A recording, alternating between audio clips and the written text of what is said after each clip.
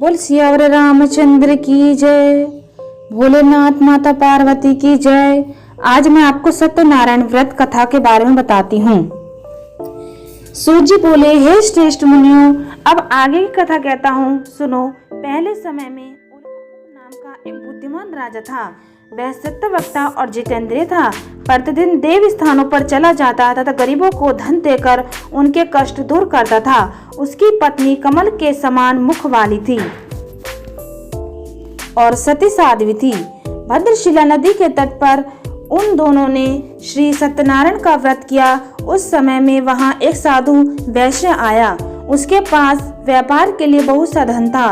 वह नाव को किनारे पर ठहरा कर राजा के पास आ गया और राजा को व्रत करते हुए देखकर विनय के साथ पूछने लगा, हे राजन, भक्ति युक्त चित्त से यह आप क्या कर रहे हैं? मेरी सुनने की इच्छा है, सो आप यह मुझे बताइए।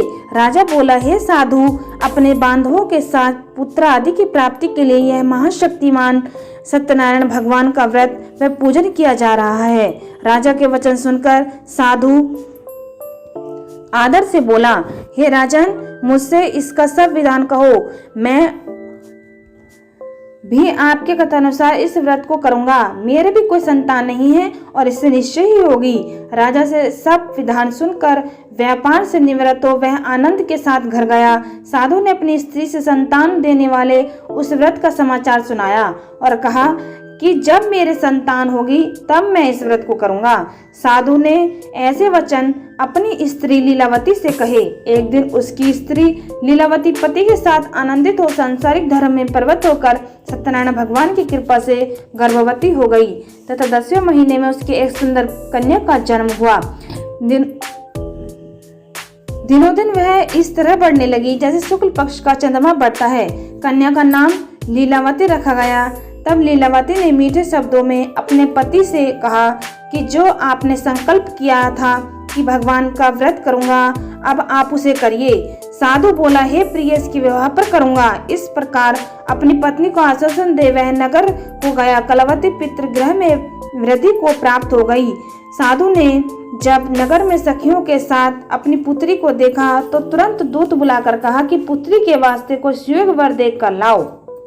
साधु की आज्ञा पाकर दूत कंचन नगर पहुंचे और वहां पर बड़ी खोज कर देखभाल कर लड़की के लिए सुयोग वर्णिक पुत्र को ले आया। उस सुयोग लड़के को देखकर साधु ने अपने बंधु बांधवों सहित प्रसन्नचित्त अपनी पुत्री का विवाह उसके साथ कर दिया। किंतु दुर्भाग्य से विवाह के समय भी उस व्रत को करना भूल गया।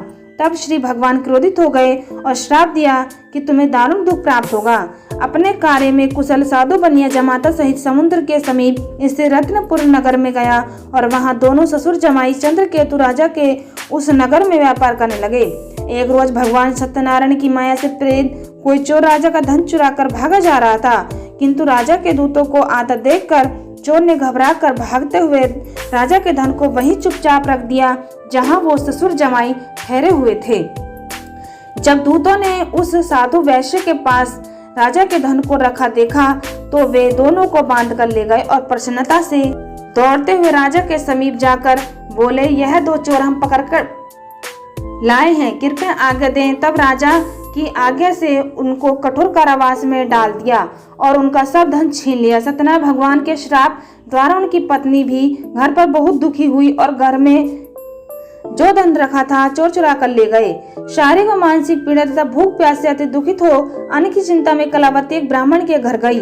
वहां उसने सत्यनारायण भगवान का व्रत होते देख फिर कथा सुनी तथा प्रसाद ग्रहण कर रात को घर आई। माता ने कलावती से कहा, हे पुत्री, अब तक कहाँ रही? वह तेरे मन में क्या है? कलावती बोली, हे माता, एक ब्राह्मण के घर श्री सत्यनारायण भगवान का व्रत देखा है। कन्या के वचन सुनकर लीलावती भगवान के पूजन की तैयारी करने लगी।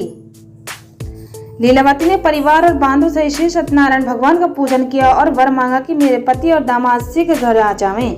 साथ ही प्रार्थना की कि हम सबका प्रायश्चित क्षमा करो। सत्यनारायण भगवान इस व्रत से संतुष्ट हो गए और राजा चंद्रकेतु को स्वप्न में दर्शन देकर कहा, हे राजन, दोनों वैश्यों को प्रातः ही छोड़ दो और उनका सब धन जो तुमने ग्रहण किया है दे दो, नहीं तो मैं तेरा धन राज्य पुत्र सब नष्ट कर दूंगा। राजा के ऐसे वचन सुनकर भगवान अंतर्ध्यान हो गए। प्रातःकाल राजा चंद्रकेतु ने सभा में अपना स्वप्न सुनाया। फिर दोनों वणिक पुत्रों को कैद से मुक्त कर सभा में बुलाया। दोनों ने आते ही राजा को नमस्कार किया। राजा मीठे वचनों से बोला, हे महानुभाव, भाग्यवश ऐसा कठिन दुख प्राप्त हुआ है, अब तुम्हें कोई भय नहीं। ऐसा कहकर राजा ने उनको नए नए वस्त्राभूषण पहनाए तथा उनका जितना धन लिया था उससे दुगना धन देकर आदर सहित विदा किया। दोनों वैश्य अपने घर चले गए। बोल सत्यनारायण।